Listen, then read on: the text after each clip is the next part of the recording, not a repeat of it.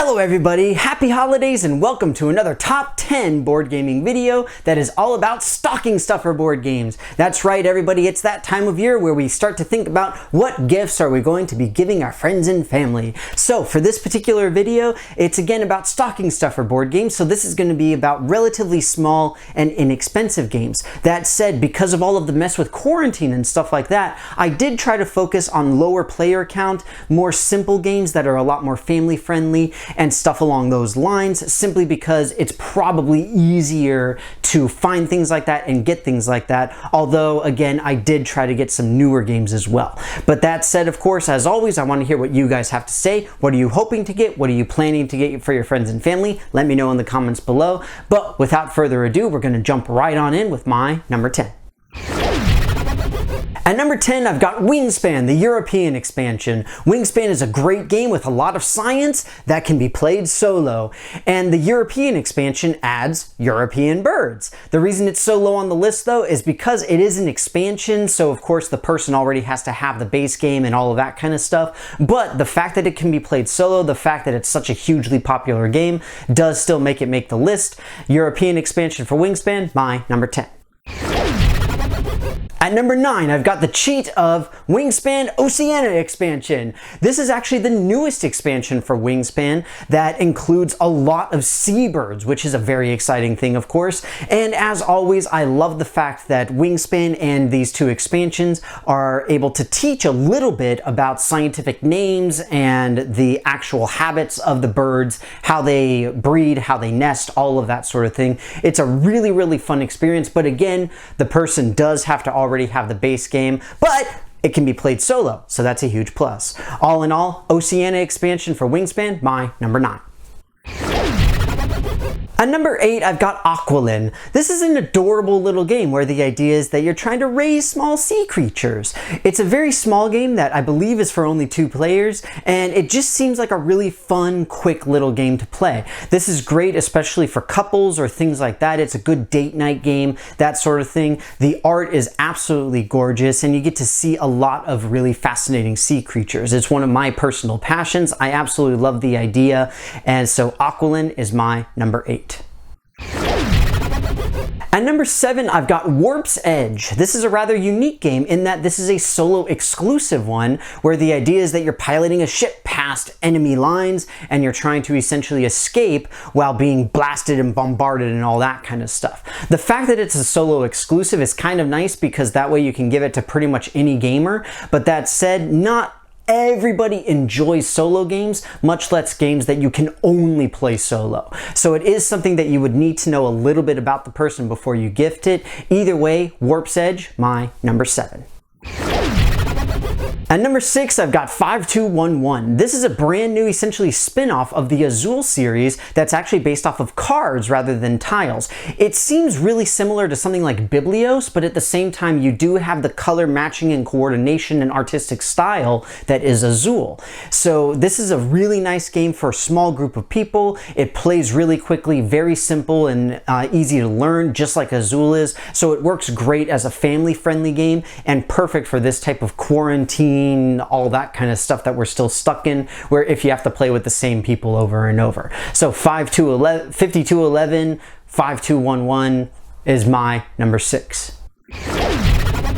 At number 5, I've got Cloud Control. This is an interesting little game that kind of reminds me of Dixit combined with Pictionary, where the idea is that you're taking small images of partial clouds and you're trying to make shapes out of them just like you do when you're a kid. Be like, oh, that one looks like a kitty and that one looks like a moose, or whatever it happens to be.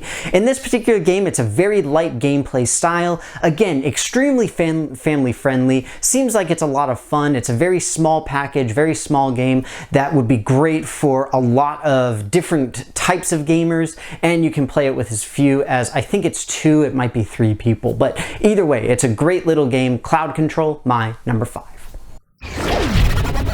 At number 4, I've got Sonora. While this game might sound a little bit depressing because it's about the desert, the fact is it is absolutely gorgeous. You have beautiful colors, you have absolutely gorgeous art, and you have an overall wonderful game in here. It's kind of like photosynthesis and renature and all of these types of games that we have been seeing lately that are all about getting back outside. And honestly, that's why it's so high on the list, because we have been stuck in quarantine for so long. Let's have at least something from the outside being brought in. In addition, this is a game that you can play solo, so it's wonderful for a lot of different gamers.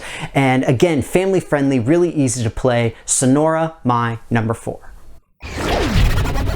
At number 3, I've got Pandemic Hot Zone, North America.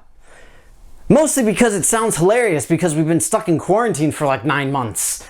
But yeah, this is a spin-off of Pandemic, where the idea is that you have a specific focus on the North American continent. It uses very similar mechanics to Pandemic, but it really seems like a shot against North America as a whole with COVID, but in a way that makes it super funny. So I wanted to put it on the list really high, and that's why it's my number 3.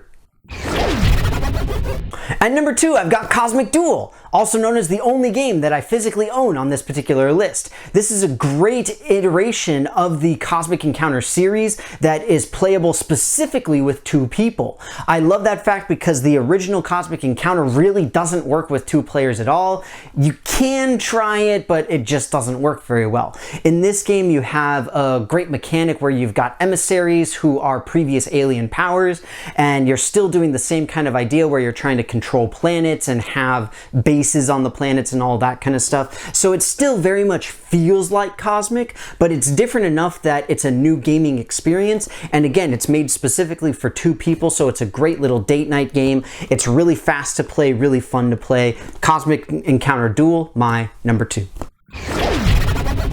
At number 1, I've got Tabletop Simulator, which by its name is a bit of a cheat because this is a digital game. Tabletop Simulator is a platform on Steam that allows you to play a lot of different games. It comes with some basic things like chess, checkers, backgammon, stuff like that, but you can actually purchase downloadable content for a lot of published games that are from the actual publishers, like Ticket to Ride, Cosmic Encounter, Scythe, Wingspan, all sorts of different things, even some that have their own digital editions already. So it's a wonderful tool for distance gaming because we have been stuck in quarantine for the vast majority of the year.